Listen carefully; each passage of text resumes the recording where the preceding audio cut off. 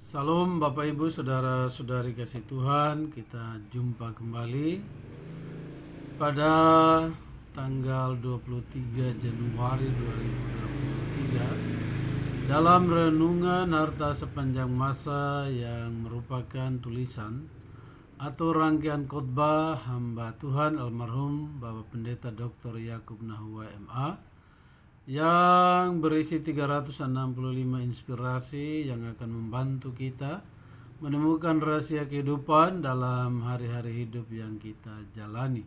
Untuk itu mari kita berdoa. Terima kasih Bapa, hanya oleh karena pertolongan Roh Kudus kami kembali berada dalam hadirat kekudusan-Mu. Kami mengucap syukur untuk semua kebaikan Bapa, pertolongan Bapa atas kehidupan kami. Kami dilalukan dari malam yang gelap, dari berbagai-bagai mara bahaya, dan boleh menikmati kehidupan bersama Tuhan di pagi hari ini. Karena itu Tuhan, kami rindu untuk mendengarkan isi hatimu melalui kuasa firman-Mu. Karena itu mohon urapan Roh Kudus atas hidup kami dan juga tempat dimanapun kami berada, sehingga kami dapat menerima firman-Mu dengan leluasa dan dapat melakukannya dalam hari-hari hidup yang kami jalani. Dalam nama Tuhan Yesus kami berdoa. Amin. Firman Tuhan di pagi hari ini dari Matius 11 ayatnya yang ke-28 yang menyatakan, "Marilah kepadaku semua yang letih lesu dan berbeban berat. Aku akan memberi kelegaan kepadamu." Sekali lagi, marilah kepadaku semua yang letih lesu dan berbeban berat. Aku akan memberi kelegaan kepadamu. Santai kunci awet muda.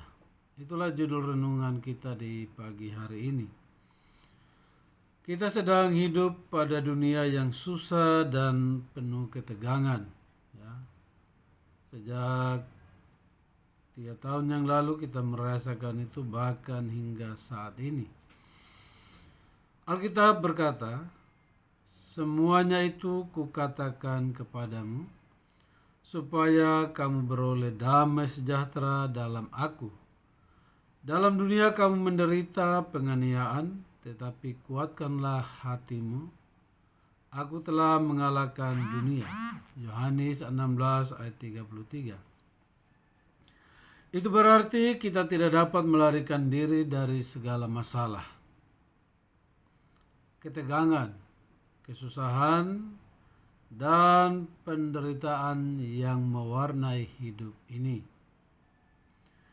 Kita harus menghadapinya, bukan dengan takut, tegang, khawatir, atau putus asa, tetapi dengan santai.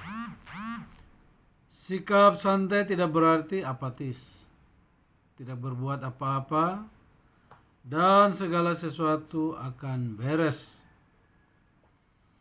Kita tetap sibuk bekerja, mengembangkan karunia yang Tuhan berikan kepada kita.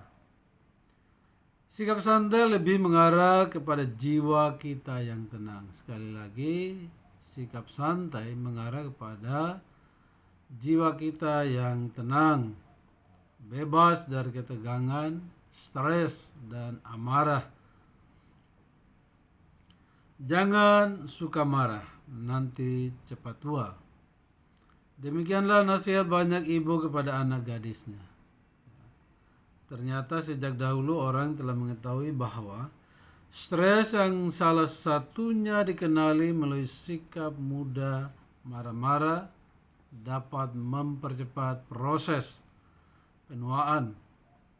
Stres memang mempengaruhi berbagai bagian tubuh, termasuk kulit. Ketika Anda mengalami stres berat, susunan kimia tubuh Anda berubah dan dapat mengurangi manfaat krim kulit dan produk-produk anti penuaan lainnya. Mungkin ini rekan-rekan dokter yang lebih mengetahui.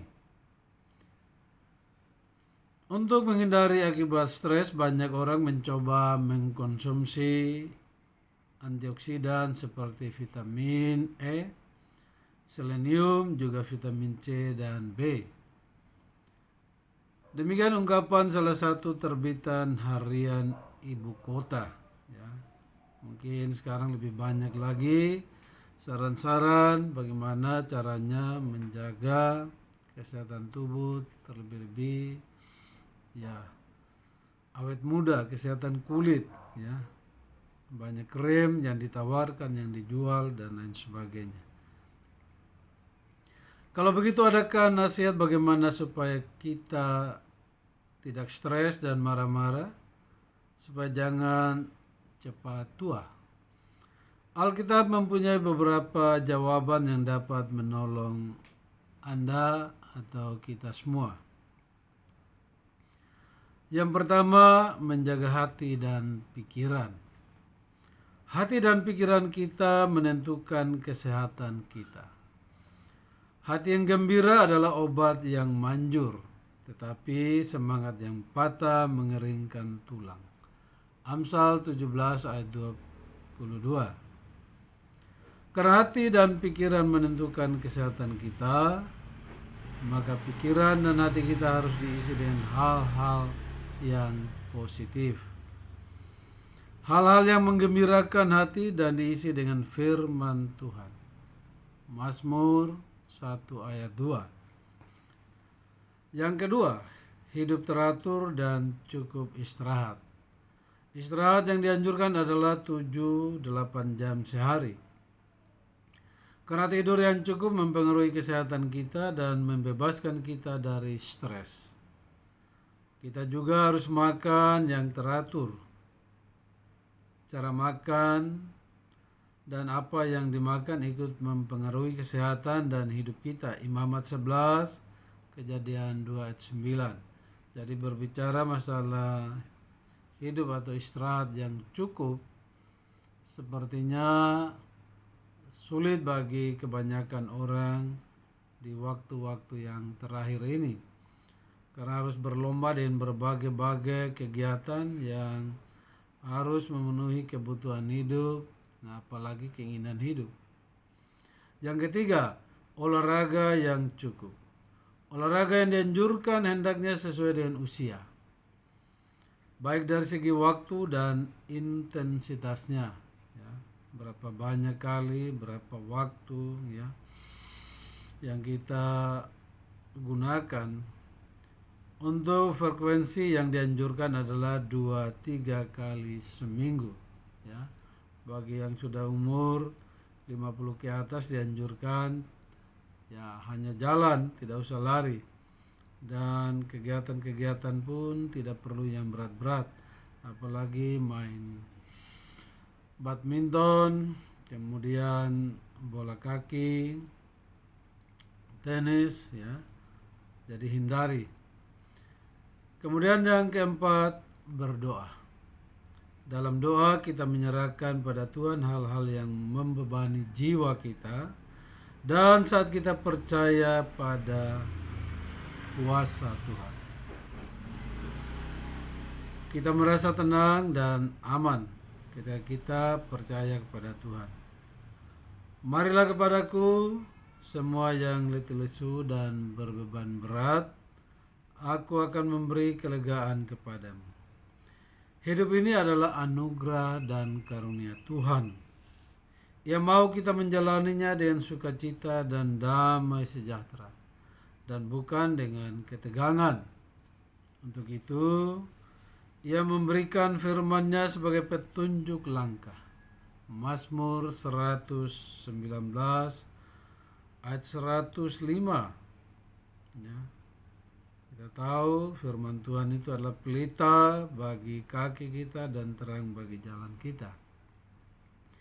dan kuasanya yang menyertai kita. Matius 28 ayat 20.